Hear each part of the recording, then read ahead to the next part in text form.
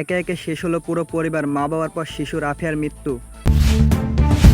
রাজধানীর যাত্রাবাড়ির একটি বাসায় মশার কয়েল ধরাতে গিয়ে জমে থাকা গ্যাস লিকেজ থেকে বিস্ফোরণের ঘটনায় দগ্ধ মা বাবার পর না ফেরার দেশে চলে গেল 3.5 বছরের শিশু রাফিয়া। শনিবার 12 জুলাই ভোরের দিকে জাতীয় বার্ন ও প্লাস্টিক সার্জারি ইনস্টিটিউটের নিবিড় পরিচর্যা কেন্দ্রে আইসিইউ চিকিৎসাধীন অবস্থায় মৃত্যু হয় শিশু রাফিয়ার। এ নিয়ে একই পরিবারের 3 জনেই না ফেরার দেশে পাড়ি জমালো। বিষয়টি নিশ্চিত করেন জাতীয় বার্ন ও প্লাস্টিক সার্জারি ইনস্টিটিউটের আবাসিক চিকিৎসক ডক্টর শাওন বিন রহমান।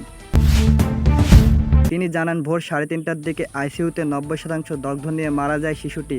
এর আগে গত বুধবার বিকেলের দিকে শিশুর মা ইতি বেগম 45% দগ্ধ এবং বাবা রিপন 70% দগ্ধ জাতীয় বার্ন ইনস্টিটিউটে চিকিৎসাধীন অবস্থায় মারা গেছেন।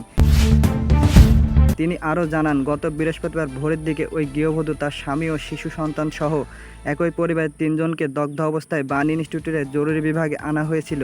একে একে পরিবারের 3 জনই চিকিৎসাধীন অবস্থায় মারা গেছে। 10 জুলাই রাত 2টার দিকে যাত্রাবাড়ি এলাকায় শহীদ ফারুক সড়কের গলির ভেতর একটি বাসায় 6 তলার নিচতলায় এ দুর্ঘটনা ঘটে।